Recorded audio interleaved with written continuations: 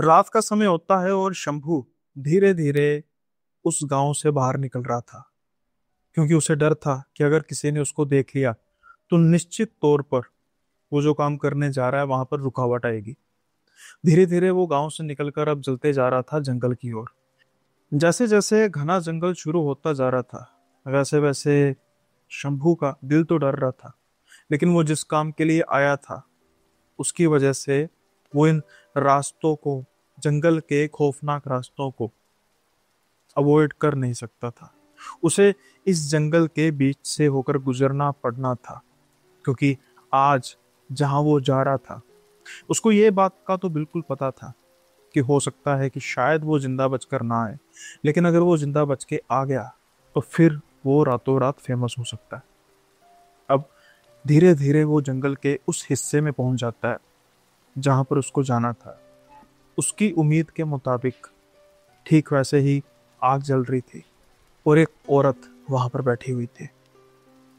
आज वो उस आग के कुछ ज्यादा करीब पहुंच चुका था, क्योंकि उसे पता था कि जितना वो आग से दूर रहेगा उतना ही वो अपने मिशन से भी दूर रहेगा। जब वो आग के काफी करीब पहुंच जाता है और कंपकपाती हुई आवाज में कहता है कि मैं आपसे कोई बात करना चाहता हूँ। जैसे ही वो ये बात कहता है तो अभी कुछ मीटर की दूरी होती है, जो भी वो औरत बैठी थी वो उठती है, उसकी तरफ देखती है और कुछ सेकंड्स की दूरी, या कह सकते हैं कि अगर उसको शंभू के पास आने में कम से कम 50 कदम लगते और कुछ समय लगता, पलक झपकते ही वो बिल्कुल उसके सामने होती है। उसका चेहरा देखकर शंभू एक बार फिर से डर जाता है, लेकिन जैसा मैंने कहा कि वो आज बिल्कुल जानते बूझते आया था कि उसका मिशन क्या है। लेकिन जैसे ही वो उसका चेहरा देखता है तो कुछ समय के लिए सब कुछ भूल जाता है। लेकिन शंभू का मिशन क्या था और जो वो सामने औरत खड़ी थी वो थी कौन? शुरू करते हैं किस्सा। लेकिन उससे पहले मैं चाहता हूं कि आप जल्दी से चैनल को सब्सक्राइब कर दीजिए अगर आप चैनल पर नए हैं, या फिर कहानियां सुन के चले जाते हैं लेकिन सब्सक्राइब नहीं करते। लगे हाथ वीडियो को लाइक जरूर कर दीजिएगा, साथ के साथ कमेंट में जब कहानी सुन लेंगे तो फीडबैक जरूर देना। और जो नया फीचर आया है हाइप का, आप हाइप जरूर कीजिए इस वीडियो को, ताकि जो ये वीडियो है ये प्रमोट हो सके आपके एंड से। और कुछ कंफ्यूजन जैसे रहती है कि एक जो व्यूअर है एक बार में 3 से ज़्यादा एक हफ्ते में हाइप नहीं दे सकेगा, तो हाइप की जो वैलिडिटी है वो भी एक हफ्ता ही रहती है एक पर्टिकुलर वीडियो में। सो जिन्होंने हाइप नहीं किया जल्दी से इसको हाइप कर दीजिए। और हम बढ़ते हैं कहानी के अगले पड़ाव की ओर। अब शंभू उस जगह पर पहुंच चुका था कि शायद उसका वापस आना इतना आसान नहीं था, लेकिन वो गया अपनी मर्जी से था, जानते हुए भी। क्यों? क्योंकि शंभू जो है वो एक लेखक है। शंभू अलग अलग जगहों पे जाता था लोगों के बुलाने पर और उनसे उनकी कहानियां किस्से सुनता था। कुछ ऐसे किस्से होते थे जो काफी मार्मिक होते थे, कुछ भयानक किस्से होते थे। इन्हीं किस्सों के बेस पर वो एक किताब पब्लिश करता था। हालांकि उसकी जो किताबें हैं वो इतनी चल नहीं रही थी, क्योंकि जो किस्से होते थे कहीं ना कहीं उसमें उस तरीके का मटेरियल होता नहीं था जैसा लोगों को पसंद था। लेकिन शायद शंभू की किस्मत धीरे धीरे उसका साथ देने लग पड़ी, क्योंकि शंभू को एक आइडिया आया। वो अब ऐसे गांवों में, ऐसी जगहों पे जाता जहाँ पर कुछ मिथ होते थे। जैसे कि वो एक गांव में गया जहाँ पर कहा जाता था कि एक चुड़ैल है जो रात को सारे गांव में घूमती है। जैसे ही 10 बजते हैं मानो जैसे गांव में कर्फ्यू लग जाता है, और अगर कोई 10 बजे के बाद उस गांव में घूम ले तो शायद अगले दिन उसकी लाश मिले। अब शंभू उस गांव में जाता है, जिस भी आदमी, औरत, बच्चों, जिससे भी वो बात करता है सबका यही था कि भाई रात को एक चुड़ैल घूमती है। ये शंभू का पहला ऐसा एक्सपीरियंस था जिसमें उसको ये सुनने को मिला कि रात को चुड़ैल घूमती है और साक्षात वो उसको मिल सकता है। लेकिन दूसरी बात ये भी थी कि अगर वो चुड़ैल का सामना हो जाए तो अगले दिन वो आदमी लाश के रूप में मिलता है। शंभू ये रिस्क लेता है। वो रात के समय में उस गांव में जाता है और इंतज़ार करने लग पड़ता है उस चुड़ैल का। कुछ समय वो इधर उधर भटकता रहता है लेकिन उसको कोई भी चुड़ैल नजर नहीं आती। फिर अचानक से उसको अपने पीछे एक परछाई नजर आती है। जैसे ही वो पीछे मुड़ के देखता है, लंबे बालों वाली एक औरत, उसके फेस पर भी बाल थे, यानी कि जो बाल थे वो आगे की तरफ हुए हुए थे। शंभू एक पल देख के तो डर जाता है। उसको साक्षात अपनी मौत नजर आ रही थी। लेकिन इससे पहले शंभू कुछ कह पाता, भाग पाता, वो औरत, वो चुड़ैल उसके आगे हाथ करती है और कहती है कि आप इस गांव के नहीं लगते बाबू, कुछ खाने को दोगे? जैसे ही शंभू ये देखता है वो तो हैरान हो जाता है कि चुड़ैल उससे खाना मांग रही है। लेकिन वो चुड़ैल थी ही नहीं, वो उस सारे गांव के द्वारा प्रताड़ित की गई एक बेचारी औरत थी, पागल कह सकते हैं। और वो बेचारी रात के समय में जो रूखा सूखा लोगों ने फेंका होता था उसको खाने के लिए भटकती रहती थी। अब उसके कपड़े जो हैं वो इतने मैले हो चुके थे, लंबे लंबे बाल भी इतने उसके गंदे हो चुके थे, साफ ना करने की वजह से, ना धोने की वजह से। और उसके नाखून इतने बड़े हो चुके थे कि शायद किसी ने गलती से उसको चुड़ैल समझ लिया और उसकी दहशत फैल गई। अब शंभू के कनेक्शंस भी थे, तो शंभू को ये रिवील तो करना ही था कि भाई ये चुड़ैल वाला कोई मामला नहीं है, ये तो बस एक बेचारी दुखियारी औरत है। लेकिन जब ये पता लग जाता तो गांव वाले क्या उसको जीने देते? तो शंभू ने पहले अरेंजमेंट कराया, उसको किसी रैन बसेरा में भेजा और उसके बाद फिर ये पब्लिश किया। और जब ये पब्लिश किया तो शंभू की ख्याति बढ़ने लग पड़ी और वो फेमस होने लग पड़ा। अब शंभू आए दिन अलग अलग जगहों पे जाता और रिसर्च करता, इन्वेस्टिगेट करता, और तकरीबन तकरीबन या यूं कहें कि आज तक शंभू के करियर में कभी ऐसा वाक्य आया ही नहीं कि जहां पर उसको या उसका सामना किसी चुड़ैल, भूत, पिशाच से हुआ हो। शंभू लोगों की कहानियां जरूर सुनता, उनको छापता भी, लेकिन उसको इस बात पर विश्वास नहीं होता। फिर एक बार शंभू को एक फोन आता है। फोन किसी औरत की तरफ से आया था और ये फोन था बिहार से। बिहार और नेपाल के बॉर्डर पर सटा हुआ एक गांव था। शंभू को फोन पर वो औरत कहती है कि आपने कई किस्से छापे होंगे, कई किस्सों का जिक्र किया है, और तकरीबन हर किस्से में आपने आखिर में यही कहा है कि जहाँ पर मैं गया हूँ वहाँ पर ऐसा कुछ है नहीं भूत प्रेत वाला, सिर्फ लोगों का वहम है।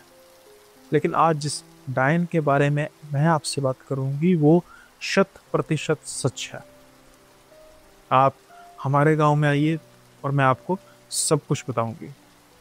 शंभू चाहते हैं कि औरत उसे कुछ हिंट तो दे, लेकिन उसकी बातें सुनकर शंभू को ये विश्वास हो चला था कि उसकी उस गांव और उसके आसपास काफ़ी दहशत है, और अगर मैं इस मिथ को भी बस्ट कर देता हूँ तो फिर हो सकता है कि मेरी जो बुक होगी उसकी सेल और ज़्यादा बढ़ जाए और मैं और फेमस हो जाऊं और पैसा आ जाए। अब यही सोच के शंभू रुक कर पड़ता है उसी गांव की ओर जिसके बारे में उस औरत ने बताया था। अब वो उस गांव में जब पहुंचता है, औरत उसको मिलती है, तो वहां जाकर शंभू को पता लगता है कि जिस गांव में वो आया है इस विश्वास से या उस औरत के विश्वास पे, ये तो वो गांव है ही नहीं। औरत उसको कहती है कि ये तो मेरा गांव है और जिसके बारे में मैं आपको बताना चाहती हूँ वो कोई और गांव है। तो शंभू कहता है कि प्लीज़ आप बताइए। तो फिर वो औरत कहती है कि मुझे इसमें क्या फ़ायदा होगा, मैं आपको बताऊंगी, आप बुक छापोगे, आपको पैसे मिलेंगे और मैं।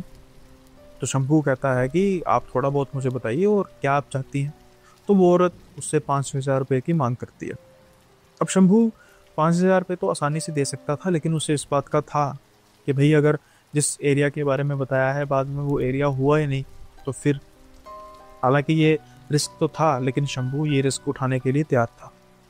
अब शंभू उसको 5,000 रुपये देता है और वो औरत बताना शुरू करती है कि नेपाल के बॉर्डर से सटा हुआ एक गांव है। आपने कभी भी इस गांव के बारे में सुना नहीं होगा, क्योंकि इस गांव की कहानी, या यूं कहें कि इस डायन की कहानी कुछ अलग है। ये डायन गांव में नहीं रहती, ना ही गांव के लोगों का उस डायन से कुछ ज़्यादा संपर्क है। वो रहती है उस जंगल में। वो जंगल घना जंगल, खौफनाक जंगल। कहते हैं कि वो डायन खून पीती है, वो भूखी है। अब जब ये बात शंभू सुनते हैं तो वो हंसने लग पड़ते हैं कि नहीं, मैं आपको ठीक करता हूँ, अगर वो खून पीती है तो वो प्यासी है, भूखी नहीं है। वो औरत हंस के कहती है कि अगर आप इससे अगली बात सुनते तो शायद ये बात ना कहते।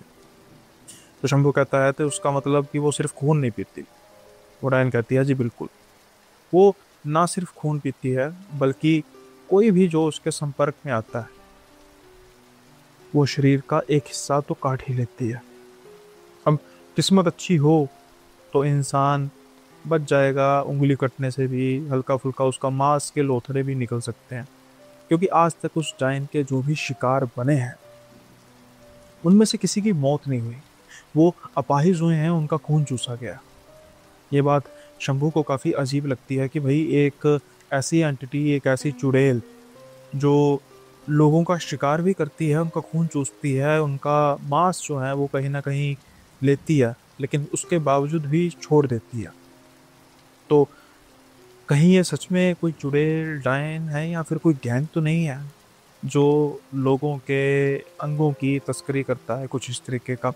ये सवाल अभी उसके मन में चल ही रहे थे कि वो औरत कहती है और साथ के साथ वहां पर एक खंडर किला भी है। कहते हैं कि चुड़ैल तो जिंदा छोड़ देती है लेकिन गलती से भी जो भी उस किले में जाता है वहां पर तो कोई बच नहीं पाता। आज तक उस किले में जाने वालों की लाश तक नहीं मिली। तो शंभू हंस के कहते हैं कि लाश तक नहीं मिली तो फिर ये कैसे माना जाए कि जो उस किले में गया है वो मर जाता है, यानी कि हो सकता है कि वो किले में कोई जाता ही ना हो। आखिर ये बातें कहीं किसने कि जो भी वो किले में जाता है उसकी लाश तक नहीं मिलती। तो वो कहते हैं कि वो इसी बात का प्रमाण है। जहाँ इस गांव में, इस गांव के आसपास के इलाके में जब भी कोई इंसान गायब हो जाता है तो यही समझा जाता है कि वो जाहिरी तौर पर उस किले में गया होगा। खैर, शंभू को ये बातें कुछ अटपटी ज़रूर लगती हैं लेकिन इंटरेस्टिंग लगती हैं। क्योंकि जैसा मैंने कहा कि शंभू का एक काम था कि वो मिथ बस्ट करता था। तो जो ये बातें थी उसको कुछ ज़्यादा ही लग रही थी कि इसमें फेंकी गई हैं बातें, इसमें कुछ वैसे ही फिक्शन को ऐड किया गया। अब मैं ना ही सिर्फ उस घने जंगल में जाऊंगा बल्कि उस किले में भी जाऊंगा और देखूंगा कि क्या सच में जो ये औरत कह रही है या आसपास के गांव के लोगों का विचार जो है वो सच है या फिर बस एक महज बाकी अफवाहों की तरह अफवाह है। अब उस औरत को वो कहता है कि चलो ठीक है जी, अब मैं अगले गांव में जाता हूँ। इससे पहले कि वो चल पाते आगे शंभू, तो वो औरत खुद ही कह देती है कि अगर मेरी बातें सच ना हुई तो मेरा आपसे वादा है कि जो ये 5,000 रुपये मैंने आपसे लिए हैं ये वापसी में आप मुझसे लेते जाना। खैर, अब शंभू को लगता है कि ठीक है भाई, जेन्युइन होगी, इतनी बात कह दिया, करे ना करे बात की बात है, लेकिन इतनी बात कहना ही काफ़ी है। उसके बाद शंभू अब रुक करते हैं उस गांव का और कुछ ही घंटों के सफ़र के बाद वो उस गांव में पहुंच जाते हैं। गांव काफ़ी पिछड़ा हुआ गांव था, मतलब सड़कें भी बहुत ज़्यादा थी नहीं, और जितनी थी वो भी टूटी फूटी सड़कें थी। नेपाल के बॉर्डर से सटा हुआ गांव था, हरियाली ज़्यादा थी, जंगलात वगैरह, पहाड़ वगैरह सब कुछ थे। अब वो एक दुकान में जाता है और धीरे धीरे बात करनी शुरू कर देता है और कहता है कि मैं यहाँ पर कुछ दिन रहना चाहता हूँ, तो अगर कोई खोली वगैरह मिल जाए, कुछ मिल जाए। उसकी किस्मत अच्छी थी कि जो दुकान वाला था वो कहता था कि हाँ, मेरे पास एक कमरा अवेलेबल है, आप यहाँ पे रह सकते हैं, इतने पैसे लूँगा, लेकिन आप इतने इस गाँव में रहना क्यों चाहते हैं। तो जब ये बात शंभू सुनते हैं तो फिर उसके बाद वो कहते हैं कि हाँ, ये चक्कर है, मैं ऐसे इस डायन से को देखना चाहता हूँ, क्या सच में ऐसा है। अब जैसे ही शंभू ये बात करते हैं तो उस दुकानदार के हाव भाव चेंज हो जाते हैं। वो पहले तो सीरियस होता है, फिर उसके बाद हंस के कहता है कब जा रहे हैं। तो ये कहते हैं कि कोशिश करूंगा शाम के समय में, यानी आज रात को जाऊंगा। तो वो हंस के कहता है तो फिर आप 3-4 दिन का क्यों बुक कर रहे हो, कल ही आपको एम्बुलेंस आके यहाँ से ले जाएगी अगर जिंदा बचे तो, वरना फिर आप कोई एक हमारा नंबर नंबर हमें दे दीजिए, आपके परिवार वालों से संपर्क करेंगे। अब जब ये बात सुनते हैं शंभू तो कहते हैं कि भैया ऐसी क्या बात होगी। तो वो कहते हैं कि मौत के मुंह में जाओगे तो मौत ही मिलेगी ना। शंभू जब ये बात सुनते हैं वो कहते हैं मैंने सुना है कि वो तो सिर्फ खून चूसती है और कोई मांस का टुकड़ा अलग कर लेती है, इंसान बच जाता है। जब ये बात दुकानदार सुनते हैं तो वो कहते हैं कि हाँ ठीक है, जो भी आपने सुना है ठीक है, लेकिन वो किला, वहां पर जाने वाला कोई नहीं बचता, और आप कह रहे हो कि आप किले में जाओगे। तो शंभू उसके कहते हैं तो फिर एम्बुलेंस का इंतजार, तो फिर एम्बुलेंस की बात क्यों कर रहे हो भाई, क्योंकि मैंने तो ये भी सुना है कि कभी इंसान कोई मुड़कर वापस नहीं आया। इसके बाद ये बात सुनकर वो दुकानदार चुप हो जाता है और वो बस कहता है कि मेरे कहने का मतलब है कि मौत तो पक्की है, आप क्यों उस किले में जाना चाहते हो। और जो ये बातें हैं सब कुछ सच है। आप, हो सकता है आपने मुझे बताया है कि मैं ऐसे वहमों से लोगों को अवगत कराता हूँ, लेकिन ये वहम नहीं है। अब ये जब बात सारी सुनते हैं शंभू तो वो कहते हैं कि भाई ये तो डिसाइड करेगा जो मैं जब देखूंगा। खैर वो कमरा दिखाते हैं और एक धागा देते हैं वो दुकानदार शंभू को और कहते हैं कि मुझे नहीं पता कि आप इन बातों पर कितना विश्वास करते हैं, लेकिन ये धागा आप जरूर धारण कर लीजिए। जब आपको सबसे ज़्यादा ज़रूरत होगी इस धागे की, बस इस धागे को इस तरीके से अपनी उंगली से ऐसे करना, और उसके बाद वो बिल्कुल शंभू के कान के पास आता है और कुछ बड़बड़ाता है। अब शंभू काफ़ी हैरानी से उसकी तरफ देखता है और शायद उसको ये बातें मजाक लग रही होती हैं और वो बात को आगे कर देता है। और उसके बाद वो दुकानदार चाय वगैरह बनाने के लिए चला जाता है। अब शंभू सोच रहे थे कि क्या जो ये दुकानदार कहकर गया है ये सब सच है, क्या मुझे सच में वहां पर जाना चाहिए या किसी को लेकर जाना चाहिए, क्या कोई वहां पर जाएगा भी या नहीं। अभी जो समय था वो सुबह का समय था, तो शंभू गांव में लोगों से मिलने की कोशिश करते हैं, सरपंच साहब से भी मिलते हैं। सबका शंभू को लेकर व्यवहार काफ़ी अच्छा था कि एक मेहमान आए हैं, और जैसे ही शंभू बात करते थे कि ऐसे ऐसे मैं जंगल में जाना चाहता हूँ, तो सभी उसको बड़े ही आदर पूर्वक कहते थे कि आप मत जाइए, आप इतना रिस्क मत लीजिए, चलो आप जाना ही चाहते हैं तो आप किले की तरफ मत जाना। तो शंभू ने भी बस एक टरकाने के लिए कह दिया कि ठीक है मैं नहीं जाऊँगा, मैं बस देखना चाहूँगा कि सच में क्या वो चुड़ैल जो है वो है या फिर बस लोगों का वहम है। अब दुकानदार, शाम का समय होता है तो दुकानदार कहता है कि अगर आप रात को जाओगे, एक बात का ध्यान रखना कि जब आपको आग जलती नजर आएगी उस आग के पास मत जाना। जितना आप आग से दूर रहोगे उतना ही आप सुरक्षित रहोगे। शंभू को ये बात समझ नहीं लगती, वो पूछना चाहता है लेकिन इससे पहले कि वो कुछ पूछ पाता वो दुकानदार वहां से चला जाता। बात आधी अधूरी रह जाती है। अब शंभू अपनी तैयारी करता है, कुछ खाने की चीज़ें अपने साथ रखता है, पानी की बोतल लेता है और धीरे धीरे गांव से बाहर निकलना शुरू कर देता है। उसके बाद फिर शुरू हो जाता है जंगल का हिस्सा। जैसे जैसे शंभू जंगल में जाता जा रहा था, उसको किसी चुड़ैल या भूत या प्रेत से ज़्यादा जंगल के आसपास के वातावरण से डर लग रहा था, मानो जैसे सारे का सारा जंगल उसको खाने को ढूंढ रहा। लेकिन शंभू अपने मिशन को लेकर काफी डेडिकेटेड था और वो धीरे धीरे धीरे धीरे बढ़ता जा रहा था। अब कुछ समय बाद उसको बड़ी दूर से एक रोशनी दिखाई देती है। उस अंधेरे खौफनाक जंगल में एक रोशनी, आग की लटें उसको दूर से दिखाई दे रही थी। क्या ये वही आग थी, वही रोशनी थी जिसके बारे में उसको वो दुकानदार बता रहा था? शायद। शंभू को अब एक दिशा मिल चुकी थी और वो वही दिशा की ओर बढ़ता जा रहा था। धीरे धीरे धीरे धीरे वो जब उस दिशा की ओर बढ़ता जा रहा था, आग की लटें उसको साफ तौर पर दिखाई दे रही थी। लेकिन वो उस रोशनी के लिए नहीं आया था, वो तो उस डायन के लिए आया था जिसके बारे में उसको उस औरत ने और उस गांव वालों ने बताया था। जैसे ही वो इस पॉइंट पर आता है कि वो रोशनी से कुछ ही दूर है, उसको आसपास रोशनी की वजह से सब कुछ दिखाई दे रहा है, लेकिन वो खुद अंधकार में है। उसको आग के पास बैठी हुई कोई दिखाई देती है। हालांकि उसकी पीठ शंभू की तरफ थी। अब शंभू घूम कर दूसरी ओर जाना शुरू कर देता है क्योंकि वो उसका चेहरा देखता है। जैसे ही वो उस एंगल पर आ जाता है जहां पर उसका चेहरा बिल्कुल सामने दिखाई दे रहा होता है, इतना भयानक चेहरा देखकर एक बार तो शंभू पूरी तरह हिल जाता है, क्योंकि आज तक शंभू ने अपने करियर में ऐसा कुछ देखा नहीं था। हमेशा उसकी मुलाकात मेंटली अपसेट लोगों से हुई, या फिर ऐसे लोग जिनके बारे में लोगों ने कई अफवाहें फैलाई थी, वो असल में दरअसल एग्जिस्ट करते नहीं थे, वो सिर्फ वहमो भरम था। लेकिन वो चेहरा देखकर शंभू डरा तो उसको एक बात जरूर उसके ख्याल में आती है कि हो सकता है कि इसने मेकअप किया हो। शायद खास तौर पर ये भयानक रूप धारण करती हो मेकअप के जरिए, ताकि लोग डर सके। और यहाँ पर हो ना हो कुछ और चल रहा है। लेकिन ये वहम भी शंभू का दूर होने वाला था। शायद उस डायन को आभास हो चुका था कि कोई है जो यहाँ पर आज मुझसे मिलने आया है। वो डायन अचानक से उठती है और थोड़ी सी आग से दूर जाती है, और देखते ही देखते वो भयानक चेहरा एक खूबसूरत चेहरे में परिवर्तित हो जाता। शंभू की आंखें फटी की फटी रह गई।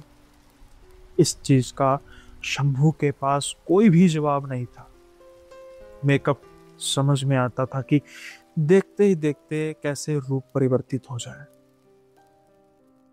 वो रूप इतना मोहक था कि कोई भी इंसान देखकर उस पर मोहित हो जाए, लेकिन शंभू नहीं, क्योंकि उससे ठीक पहले शंभू ने उसका असली रूप देखा था। आज शंभू शायद अपने जीवन में पहली बार किसी ऐसी चुड़ैल या डायन से एनकाउंटर कर रहा था जो सच में थी, महज किस्से कहानियों या अफवाहों में नहीं। शायद पहली बार होने की वजह से शंभू ये सब कुछ बर्दाश्त नहीं कर पाता, और वो अपने पाँव मोड़ता है उसी तरफ जहां से वो आया था, और वो भागना शुरू कर देता है गांव की ओर। वो बस भागा चले जा रहा था क्योंकि उसे अपनी मौत दिखाई दे रही थी। जैसे जैसे वो उस गांव में यानी गांव की तरफ भागता जा रहा था, उसे अपने आसपास किसी के होने का एहसास हो रहा था, और वो हंसने की आवाज साफ तौर पर उसको सुनाई दे रही थी। लेकिन जैसे जैसे वो उस आग के आगोश से दूर जाता गया, जंगल पहले की तरह शांत लेकिन खौफनाक बन चुका था। शंभू गांव में आता है, अपने कमरे में जाता है और कोशिश करता है सोने की, लेकिन कैसे सोता कि जो उसने देखा था वो कैसे दरकिनार कर सकता है। सुबह होती है, जैसे तैसे करके कुछ समय बाद शंभू अपने आप को संभालता है, और अब उसके दिमाग में कुछ और चल रहा था। वो सोच रहा था कि मैंने ये सबसे सुना है कि वो डायन सिर्फ खून चूसती है और मांस का कोई ना कोई टुकड़ा लेती है, लेकिन मारती नहीं। वहीं दूसरी ओर किले में जाने वाला जो भी है वो जिंदा कभी वापस नहीं आता, और अगर मैं जिंदा कभी वापस आया ही नहीं तो फिर फायदा क्या। उस डायन को देखने के बाद ये बात तो स्पष्ट हो चुकी है कि जो भी ये बातें हैं सब सच हैं, यानी कि अगर मैं किले के अंदर गया तो मैं पक्का मरूंगा। लेकिन अगर उस डायन के साथ आमना सामना होता है तो कम से कम मरूंगा तो नहीं, और जो लिखूंगा अपने साथ बीती कितने लोग खरीदेंगे मेरी खुद के साथ बीती को। शंभू अब अपने आप को समझाता है, मेंटली प्रिपेयर करता है किस काम के लिए, कि वो जाएगा आज रात फिर जाएगा, और वो आज डायन से सीधे मिलेगा। सारे दिन हालांकि शंभू इस कशमकश में तो रहता है, लेकिन उसको सिर्फ एक चीज नजर आ रही थी, उसका मिशन। और उसके बाद जब वो किताब छापेगा तो क्या होगा, क्या गजब होगा। अब शंभू रात का इंतजार कर रहा था। रात होती है, गांव वालों से बच के वो गांव से बाहर निकलता है और धीरे धीरे बढ़ता जाता है अपने गंतव्य की ओर। वही आग जो उसने कल देखी।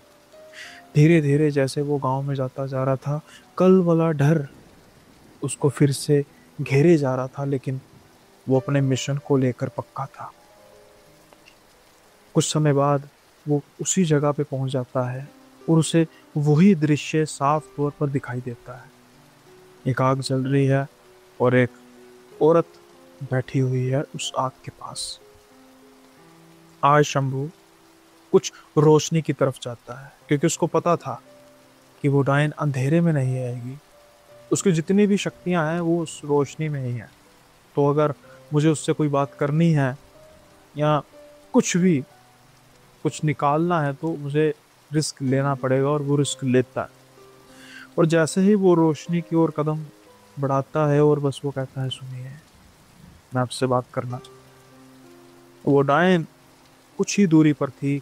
जो उसकी तरफ देखती है तो वही बिगड़ा हुआ चेहरा, वही खूंखार चेहरा देखकर एक बार शंभू डर जाता है, लेकिन वो जैसे तैसे करके अपने आप को संभालता है और उसको मिशन अपना याद था।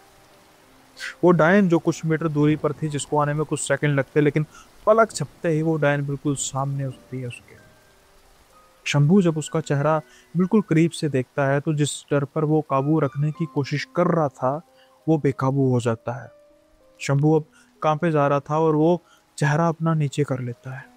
जब वो अपना चेहरा नीचे करता है तो उसको बड़े बड़े नाखून उस डायन के साफ तौर पर नजर आ रहे थे, लेकिन अचानक से वो देखता है कि कुछ परिवर्तन होता है। जहां पर उसको बड़े बड़े नाखून, काले रंग के पैर नजर आ रहे थे, अचानक से वो पैर बिल्कुल नाजुक, सॉफ्ट हो जाते हैं।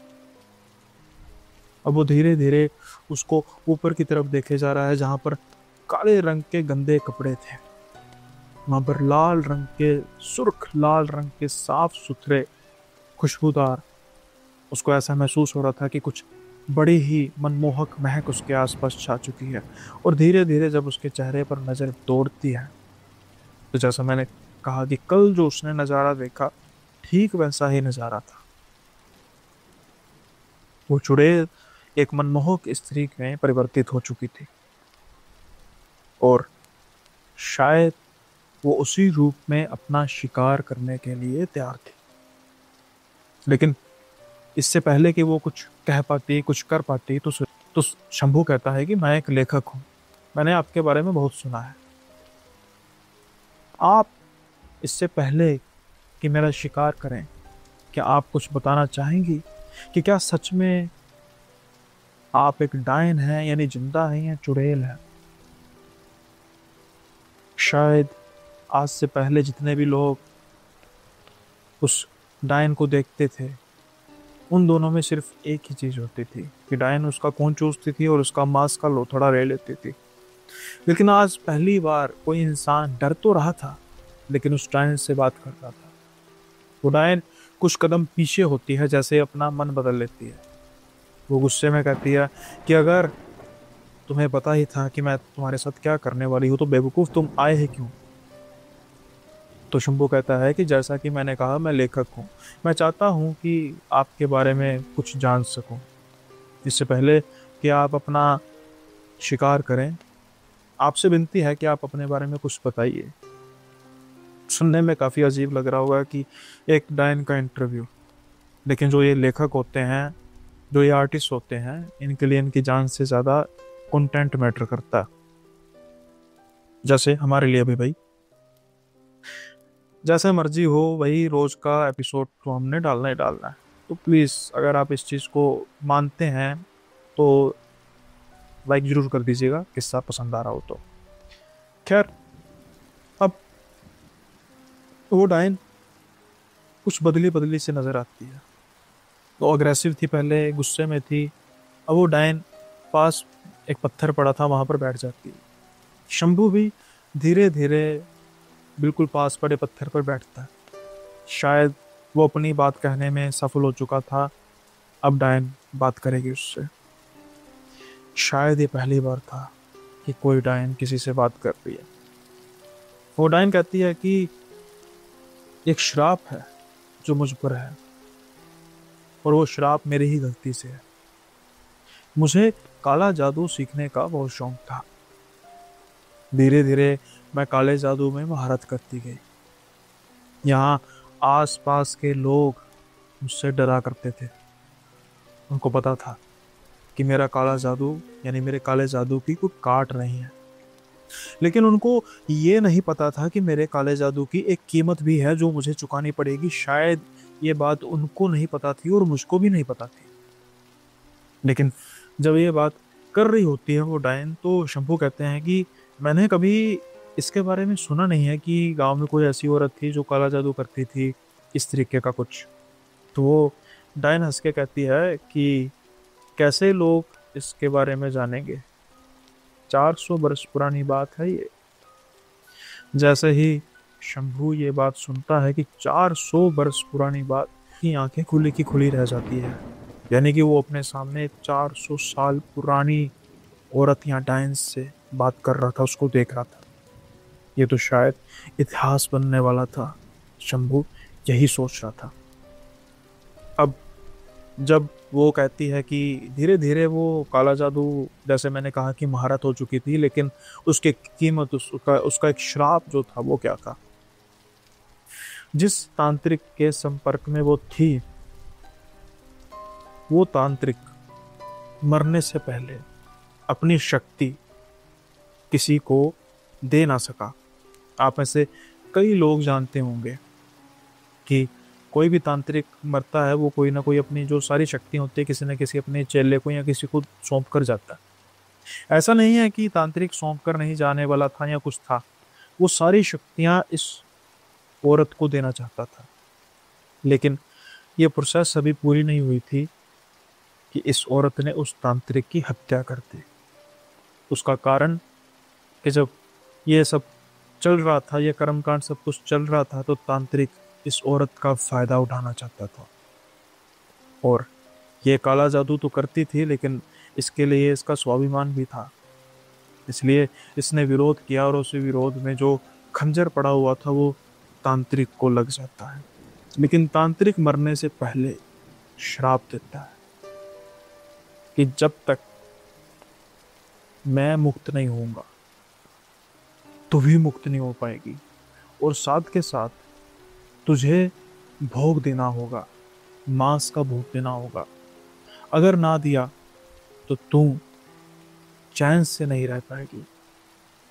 तेरा जो शरीर है वो धीरे धीरे इतना बदसूरत हो जाएगा कि तू अपने आप से भी नफरत करेगी, लेकिन मर नहीं पाएगी।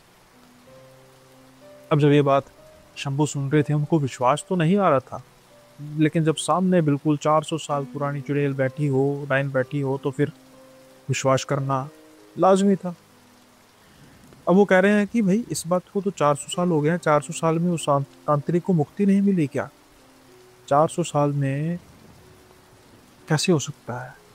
तो वो चुड़ैल कहती है क्योंकि उसकी जो शक्तियां हैं, जो उसकी शिक्षा है, अभी तक अधूरी है, मुझ तक नहीं पहुंच सकती। जब तक कोई इंसान उन शक्तियों को यानी कि उन तंत्र विद्या को ग्रहण नहीं करेगा, तांत्रिक को मुक्ति नहीं मिलेगी, मुझे मुक्ति नहीं मिलेगी। और भोग उसका क्या था? जो ये डायन थी, ये खून चूसती थी सिर्फ और सिर्फ अपने जिंदा रहने के लिए, अपनी खूबसूरती के लिए। और जो वो मांस था वो तांत्रिक का भोग था। अब डायन, इसको पछतावा था जो उसने किया था, जो सब कुछ इसने किया था, इसलिए किसी को मारना नहीं चाहती थी। लेकिन अगर कोई गाहे बगाहे गलती से किले के अंदर चले जाता और वो तांत्रिक की आत्मा जो थी वो किले में ही थी मौजूद। अब ये जब सब सुनता है तो वो हक्का बक्का रह जाता है शंभू की भाई ऐसा सब कुछ भी हो रहा है, सच में हो रहा है। उसे अपनी आंखों पर विश्वास नहीं आ रहा था जो वो देख रहा था, कानों पर विश्वास नहीं आ रहा था जो वो सुन रहा था, और शायद अपने आसपास के वातावरण पर भी विश्वास नहीं आ रहा था, क्योंकि उसे ये महसूस हो रहा था कि कहीं ये सपना तो नहीं। लेकिन ये सपना नहीं था, ये बिल्कुल सच था। लेकिन हाँ, कोई भी समस्या का हल तो होता ही है। अब वो पूछता है कि कोई ना कोई तो हल होगा ना जिससे तुम बच पाओ, तुम तो कम से कम आज़ाद हो जाओ। तो वो कहती है कि हाँ, एक हल है। इसी किले के खंडर में, उसके तह खाने में एक संदूक है, उसके अंदर एक रुक्का पड़ा है। रुक्का आप समझेंगे, एक पत्थर टाइप होता है जहाँ पर कुछ लिखा होता है। वहाँ पर जब मैं इस तांत्रिक से पहली बार मिली थी तो इसने मुझसे एक तरह का कॉन्ट्रैक्ट किया था, जो हम आज की भाषा में बात करें, अगर उसको जला दिया जाता है तो मैं आज़ाद हो जाऊंगी। लेकिन बात फिर वही कि उस किले में जाए कौन। तो ये कहते हैं, शंभू कहते हैं कि तुम तो उस किले में जा सकती हो, तुम तो शक्तिशाली हो। वो कहती नहीं, ये आग जो है, इस आग के बाहर मैं नहीं जा सकती। इसकी रोशनी के बाहर जाऊंगी तो मैं बहुत कष्ट पाऊंगी। मरूंगी नहीं, लेकिन मरने से भी ज्यादा मुझे कष्ट मिलेगा और मैं वहां तक पहुंच नहीं पाऊंगी। तो फिर इसका मतलब क्या था? वो कहती है कि आप जाना, आपको जाना पड़ेगा। शंभू जैसे ही ये बात सुनते हैं, वो तो डर के मारे कंपकपाने लगते हैं कि मतलब मैं उस किले में जाऊं? अरे वो तांत्रिक वहां संदूक पर जाने से पहले ही मुझे मार देगा। वो कहती है कि विनती करती है इसके बारे में, लेकिन शंभू किसी हालत में भी जाने के लिए तैयार नहीं थे। अब लेखक थे, दिमाग अच्छा काम करता था, काफी समय इस चीज में बहस होती है। शंभू कहते हैं कि आप मेरा खून चूस लो, मांस का लोथड़ा ले लो, लेकिन मैं अपनी जान दांव पर नहीं लगा सकता, क्योंकि शंभू को तो इस चीज का ज्ञात हो चुका था कि भाई जो कुछ है सच में ही है। लेकिन अचानक से शंभू का दिमाग काम करता है। वो कहता है कि आप भी तो इस किले में जा सकती हो। वो कहती है कि मैं पहले ही दोहरा चुकी हूँ कि मैं नहीं जा सकती। वो कहता है कि अगर मैं कहूँ कि आप जा सकती हो। वो कहती है कैसे? वो कहता है कि हम मशाल बनाते हैं, आप इस रोशनी के दायरे में रहोगी, हम आग से मशाल को जलाते हैं और आप मेरे साथ साथ चलो। कोई भी रुकावट आएगी उस तांत्रिक की आत्मा की वजह से, आप उसको बचाओगी मुझे, और मैं वो खत को जला दूंगा। ये बात आ जाती है उस डायन को। अब आप सोच रहे होंगे कि अगर ऐसा ही था तो ये डायन खुद भी ऐसा कर सकती थी, लेकिन वो उस आग का इस्तेमाल कर भी नहीं सकती थी। ये बात अब जैसे ही डायन को भाती है तो जल्दी से वो मशाल बनाते हैं और उस किले की ओर चलना शुरू कर देते हैं। हैरानीजनक तौर पर जब तक वो तहखाने में पहुंच जाते हैं तो किसी भी तरीके की कोई रुकावट नहीं आती। मानो ऐसे जैसे कि तांत्रिक की आत्मा तो वहां पर कोई है ही नहीं। अब वो उस संदूक को खोलता है, वहां पर उसे वही रुका मिलता है। उसे देखकर वो डायन खुश हो जाती है। उसे अपनी आजादी बिल्कुल साफ तौर पर नजर आ रही थी। ये भी खुश थे कि शायद मेरी वजह से आज किसी डायन को आज़ादी मिलेगी और किताब में अच्छा कंटेंट भी। जैसे ही वो उस रुका को आग लगाते हैं, एक जोरदार चीख उस डायन की, और देखते ही देखते वो डायन गायब और वो मशाल बुझ जाती है। अब वो तांत्रिक, अब वो आने वाला था। बस उस तय खाने में हंसने की आवाजें आती हैं उस तांत्रिक के, और वो कहता है कि बेवकूफ, तू अब सारी उम्र यही रहेगा। तूने उसको तो आजाद कर दिया, लेकिन तुझे कौन आजाद कराएगा? तू यही जिएगा, यही मरेगा। शंभू अब उस किले में फंस चुके थे। लेकिन ये कहानी हम तक कैसे पहुंची? यकीनी तौर पर शंभू ने पहुंचाई होगी, लेकिन शंभू तो किले में फंसे हैं। तो फिर क्या हुआ शंभू के साथ उस किले में? क्या वो डायन का छल था? क्या डायन उसकी मदद करेगी, या फिर डायन आज़ाद हो चुकी है और अब उस किले में तांत्रिक की आत्मा और शंभू, क्या शंभू का होगा उस किले में? वो तांत्रिक क्या उस करेगा और वो तांत्रिक क्या करेगा उसके साथ? वही ये जानने के लिए तो आपको इंतज़ार करना होगा अगले पार्ट का, क्योंकि एक पार्ट में इतनी जो है वो मैं कहानी बता नहीं सकता। आई होप यहाँ तक जो किस्सा है, कहानी है, आपको पसंद आई होगी। और अगर आप चाहते हैं कि पार्ट 2 भी आए इसका, तो वही मुझे आप कमेंट बॉक्स में ज़रूर बता दीजिए। अगर मुझे रिस्पॉन्स नहीं मिला तो फिर आपको यहाँ तक ही कहानी सुननी पड़ेगी। उसके बाद क्या हुआ शंभू के साथ, क्या हुआ उस डायन के साथ, और तांत्रिक क्या सच में उसकी आत्मा थी? अगर थी तो फिर क्या सब ये खेल उस टाइम का था? वो ऐसे शिकार का इंतजार कर रही थी जिससे उसको तो आज़ादी मिल जाए लेकिन वो फंस जाए। ये सब अगले पार्ट में सुनने को मिलेगा, लेकिन तब ही रिलीज होगा जब मुझे इसमें रिस्पॉन्स मिलेगा कमेंट बॉक्स में भी। तो जाते जाते जरूर आप सब्सक्राइब कर दीजिएगा चैनल को, क्योंकि अब आपको अगला पार्ट तो इसी चैनल में मिलेगा। क्योंकि आपको अगला पार्ट तो इसी चैनल में मिलेगा। तो साथ के साथ ही जैसे मैंने हाइप की बात की है, तो हाइप जरूर दे दीजिएगा। अच्छी वीडियो को प्रमोशन मिलेगी इससे फ्री में। और लाइक का काम चलता रहेगा भाई साथ में, ऐसा नहीं लाइक करना छोड़ दो हाइप ही करते रहो, दोनों काम कर देंगे, आपको कुछ ज़्यादा मिलेगा नहीं इसमें, मतलब कुछ ऐसा टाइम नहीं लगेगा। और जिनको हाइप का फीचर नज़र नहीं आ रहा, आप जब कमेंट बॉक्स में राइट स्वाइप करेंगे मोबाइल से तो आपको हाइप का फीचर नज़र आएगा, और एक हफ्ते में आप 3 बार हाइप दे सकते हैं, उससे ज़्यादा नहीं। इसी के साथ ही जो भी आप अगर अपनी कहानियां हैं वो चाहते हैं कि मैं उसको नरेट करूं, तो जो आपको ये स्क्रीन पर डिटेल्स मिल रही है इंक्लूडिंग व्हाट्सएप नंबर, आप उससे कांटेक्ट कर सकते हैं, रब्ता कर सकते हैं।